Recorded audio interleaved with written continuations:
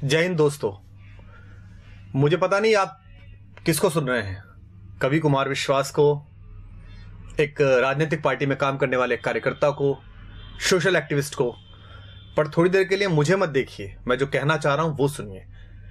पिछले 2 दिन से सोशल मीडिया पर एक वीडियो देखा जिसमें कश्मीर में लोकतंत्र का सबसे बड़ा महापर्व चुनाव निर्विघ्न कराने के लिए गए हुए भारत के कुछ बेटे, हिंदुस्तान के कुछ वीर सिपाही, अर्धसैनिक बल सड़क पर जा रहे हैं और वहां कुछ शोहदे, कुछ लफंगे उनको थप्पड़ मार रहे हैं, गालियां दे रहे हैं, उनका हेलमेट छीन रहे हैं। वो सशस्त्र हैं, उनके हाथों में राइफल हैं, लेकिन उनके पैरों में इस तथाकथित कानून और कुछ मानवाधिकारों की बेड़ियां हैं। मुझे 2 दिन से बड़ी बेचैनी है इस बात की कि इस पर क्या किया जाए। मैंने बहुत सारी प्रतिक्रियाएं देखी। लोग कह रहे हैं देखिए हमारे सैनिकों में कितना धैर्य है। कुछ लोग कह रहे हैं कि नहीं ये तो मानवाधिकार की बात करने वाले लोगों को जो कहते थे उनको अकल आनी चाहिए। देखिए वहां के लोग कैसी बातें कर रहे हैं। क्या हम इस देश में कुछ देर के लिए, कुछ वक्त के लिए अपनी अपनी पार्टी, अपने अपने नेताओं की चापलूसी और उनके घेरे से बाहर आके सोच सकते हैं? क्या हम ये सवाल कर सकते हैं कि एक राज्य में, केंद्र में एक जैसी सरकार होने के बाद, सारी शक्ति होने के बाद भी हिंदुस्तान के किसी बेटे पर एक लफंगा हाथ कैसे उठा देता है? और क्या हम ये सोच सकते हैं कि इस देश के लोकतंत्र का महापर्व मनाने के बाद अगर 6% वोट कश्मीर में कास्ट हो रही हैं तो इसके केवल 2 कारण हो सकते हैं, या तो भय है या भरोसा नहीं है। या तो लोगों को भय है कि अगर वो वोट डालने निकलेंगे तो अलगाववादी ताकतें उन पर हमला करेंगी, या उन्हें हमारी लोकतांत्रिक व्यवस्था में भरोसा नहीं है। और दोनों में ही हमको चिंता करनी पड़ेगी कि हम कश्मीर के साथियों को भरोसे में कैसे लें कि वो लोकतंत्र के माध्यम से मुख्यधारा में आए, या अलगाववादियों को इतना भय कैसे हो कि अगर तुमने किसी पर हाथ उठाया, उंगली उठाई तो तुम्हारी खैर नहीं होगी। लेकिन हमें कहां चिंता है, हम अपने अपने रहनुमाओं के पीछे फिदा हैं। मोदी मोदी, अरविंद अरविंद, राहुल, हमारे पास चेहरे आते रहते हैं। Indira is India, India is Indira, Modi राज आ गया, योगी राज आ गया, AK राज आ गया, राहुल गांधी जीत गए। हमें पता ही नहीं है कि कुछ वक्त का काम है। मोदी हो, राहुल हो, अरविंद हो, योगी हो, कोई भी है, 5 साल, 10 साल, 25 साल, देश 5000 साल का है और मेरे और आपके जाने के बाद हजारों वर्ष रहेगा। लेकिन सोच के देखिए कि आप कंधार से लेकर ब्रह्म प्रदेश तक थे, लेकिन हमारी इन्हीं चुप्पियों ने और हमारी अपनी अपनी रियासतों, अपने अपने राजाओं के प्रति इन्हीं निष्ठाओं ने इस देश के टुकड़े करा दिए और हम चुप बैठे रहे। और आज हम अपने पूर्वजों को कोसते रहते हैं कि उनके रहते कैसा कैसे बट गया, हमारे रहते हो रहा है। दुष्यंत का एक शेर है, रहनुमाओं की अदाओं पे फिदा है दुनिया, इस बहकती हुई दुनिया को संभालो यारो। प्रधानमंत्री मेरे भी हैं, गृहमंत्री मेरे भी हैं। सदन में बोलने से काम नहीं चलेगा, बाहर एक्शन करके दिखाना पड़ेगा। हमारा एक बेटा वहां जासूसी के आरोप में पकड़ लिया है, बाहर से उठा के ले आए, बंद कर लिया है। हम सदन में चिल्ला रहे हैं, हम सड़कों पे चिल्ला रहे हैं, हम फेसबुक पे आउटरीच दिखा रहे हैं पाकिस्तान के खिलाफ। हम अमेरिका की तरफ मुंह करके कह रहे हैं कि आप पाकिस्तान को आतंकवादी देश घोषित कर दीजिए। क्यों?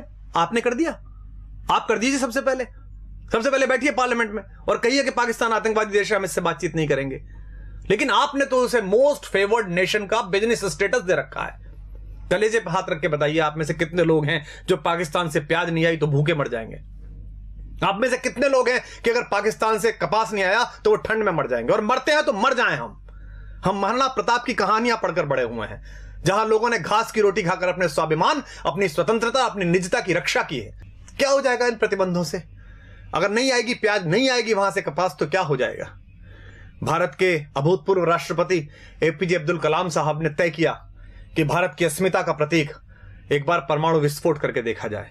पोखरण में परमाणु विस्फोट हुआ, पूरी दुनिया ने हम पर प्रतिबंध लगाए, इसी अमेरिका ने हम पर प्रतिबंध लगाए। राष्ट्रवाद के प्रबल समर्थक और राष्ट्र नायक पंडित अटल बिहारी वाजपेयी देश के प्रधानमंत्री थे।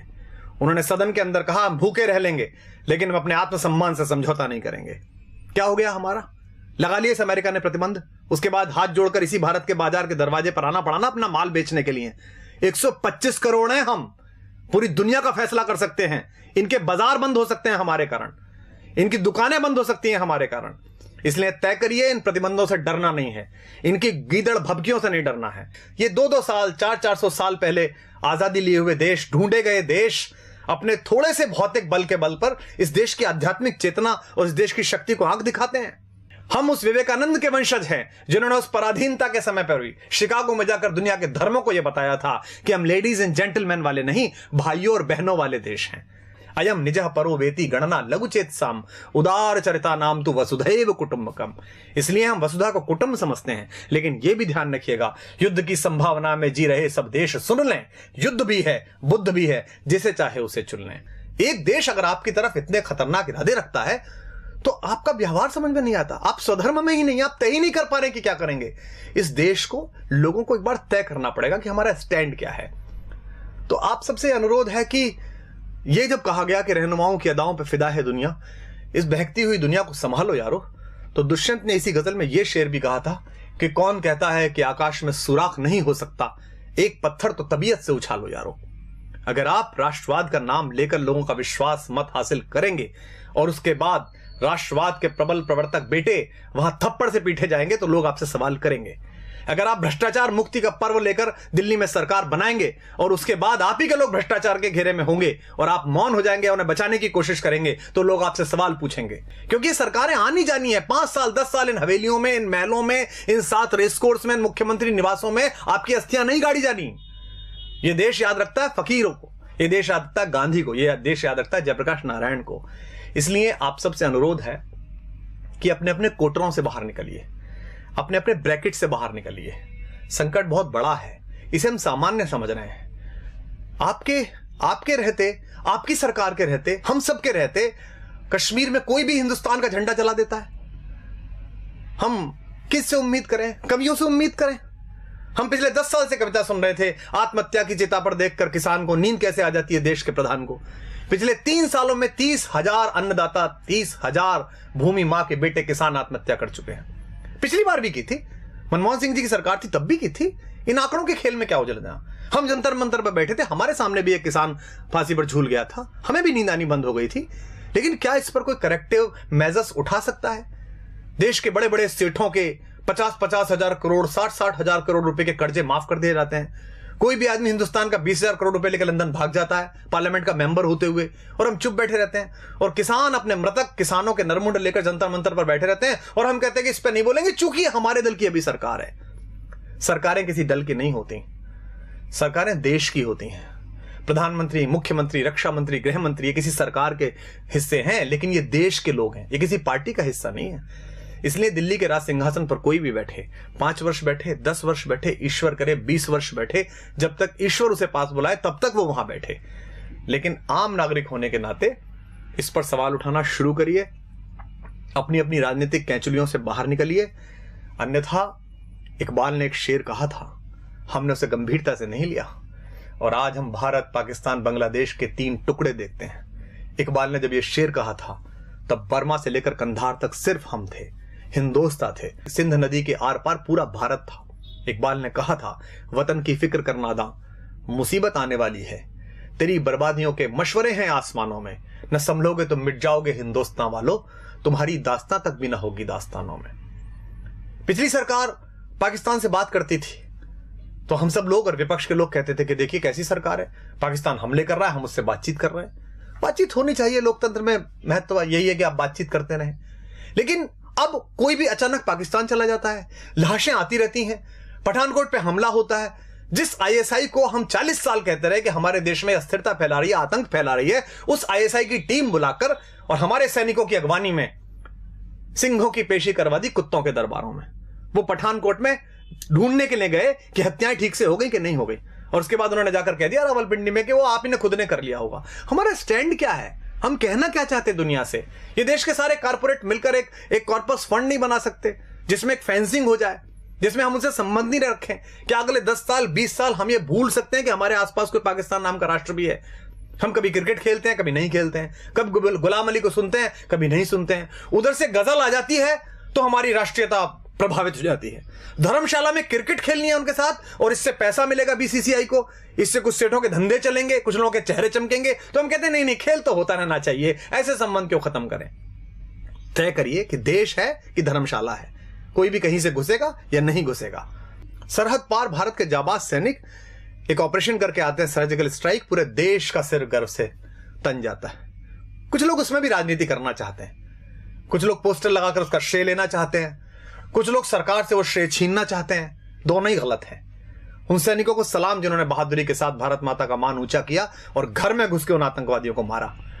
लेकिन उसी सेना का एक सिपाही हमसे शिकायत करता है देश से कि भाई आपके नेता आपके अफसरों की मिली भगत से मेरी दाल वो खा गए, मुझे हल्दी का पानी पीना पड़ रहा है, तो हम चुप हो जाते हैं। हमको लगता है नहीं अब चुप रहो, सरकार तो अपनी है। वो सिपाही किसका है, सरकार का कि भारत का? वो सिपाही भारतीय जनता पार्टी, आम आदमी पार्टी या कांग्रेस का नहीं है, वो हिंदुस्तान का सिपाही है। अगर आपने उसके हक में बोलना बंद कर दिया तो हिंदुस्तान की माएं अपने बेटों को सजा के सरहद पे भेजना बंद कर देंगी। आप नहीं जाते लड़ने, सैनिक जाता है। इस उंगली में एक पिन घुसा कर देखिए, उससे पता चलता है कितना दर्द होता है। वो सीने पर गोली खाने के लिए तैयार रहता है आपकी दृढ़ता के बल पर। एक सिपाही कहता है कि मुझसे काम कराए जा रहे हैं घरेलू, मेरे प्रति अत्याचार किया जाता है, तो वो गायब हो जाता है, मृत मिलता है और हम बोलते नहीं है इस पर। मुझे भी याद है, मैं बहुत छोटा था, डॉक्टर मुरली मनोहर जोशी देश के एक बहुत बड़े राष्ट्रवादी नेता, भारत के मानव संसाधन विकास मंत्री बने बाद में, एक प्रखर वक्ता, एक बड़े पढ़े लिखे व्यक्ति, वो लाल चौक पर तिरंगा फहराने के लिए गए थे। जो आज देश के प्रधानमंत्री है नरेंद्र भाई मोदी, वो उस यात्रा के संयोजक थे। हम बड़े खुश थे। हमारे यहाँ कविता लिखी बलबीर सिंह करुण ने, कुछ देशभक्ति के मंत्र वहां हमने जाकर बांचे तो हैं, हम देशद्रोह के विषधर के फन पर चढ़कर नाचे तो हैं, आतंकवाद के अंधड़ को आगे बढ़ ललकारा तो है, धीमा ही सही तमाचा पर उसके मुंह पर मारा तो है, लो हमने जिद पूरी कर दी उस लाल चौक तक जाने की, अगली बारी रावलपिंडी पर यह झंडा फहराने की। हमने कविताएं पढ़ी, तालियां बजाई, मुझे अब भी रोमांच हो रहा है। बहुत अच्छा लगता है जब प्रधानमंत्री दिवाली की छुट्टियों पर सियाचिन जाते हैं, उन सैनिकों को बताने के लिए जाते हैं कि आप मेरे घर के मेंबर हैं। क्या हम में से ऐसा कोई नहीं कर सकता? क्या देश के प्रधानमंत्री, रक्षा मंत्री, देश के गृह मंत्री, मैं साथ चलने के लिए तैयार हूं, आप सब साथ चलने के लिए तैयार हैं। वो पूरे कश्मीर को अपने साथ लें और कश्मीर के लोगों से कहा आइए इस बार का 15 अगस्त लाल किले पर ध्वजारोहण के बाद 2 बजे ध्वजारोहण लाल चौक पर होगा। इतना बड़ा झंडा लगाएंगे हम कि उसकी छाया और उसकी फैर फैर पाकिस्तान तक दिखाई देगी। लेकिन हम बोलते नहीं हैं। लेकिन मैं बोलूंगा और आपको भी बोलना पड़ेगा, क्योंकि स्वर लय ताल छीन लो चाहे, प्राणों से भैरव गाएंगे। हम भी अगर नहीं बोले तो खुद को क्या मुंह दिखलाएंगे? अपनी संततियों के लिए, अपने समय के लिए और अपने देश के लिए खुद को तैयार करिए। अन्यथा ध्यान रखिएगा, जो देश, जो समाज अपने वर्तमान की समीक्षा नहीं करता, उसे इतिहास तो आदर देता ही नहीं है, भविष्य भी उसके लिए रास्ता देने से इनकार कर देता है। तो आप सबसे अनुरोध है, यह कष्ट साझा है, मेरा भी है, आपका भी है, क्योंकि न तेरा है न मेरा है, यह हिंदुस्तान सबका है। नहीं समझी गई ये बात तो नुकसान सबका है। मुझे आशा है कि युग के इस छोटे से चारण की, युग के इस छोटे से चंद्रबरदाई की आवाज इन नवीन पृथ्वीराजों के कान तक पहुंचेगी, इन चंद्रगुप्तों के कान तक पहुंचेगी, चाहे वो दिल्ली के छोटे सिंहासन पर हों या दिल्ली के बड़े सिंहासन पर हों। और आशा है कि अपने सामान्य से नागरिक, एक सामान्य से कवि, एक सामान्य से कार्यकर्ता की बात सुनकर वो इस देश के बारे में गंभीरता से वही सोचेंगे जो ये देश सोचता है। अगर आपको बात ठीक लगी हो तो इसे दूसरों तक पहुंचाइए। इस आवाज को इतनी बड़ी बनाइए कि इस देश की सरकारों को, इस देश में पॉलिसी तय करने वालों को, इस देश की गति नियति की दिशाएं तय करने वाले उन सब लोगों के कानों तक, उनकी आंखों तक यह आवाज पहुंच सके। जय हिंद, जय भारत, वंदे मातरम।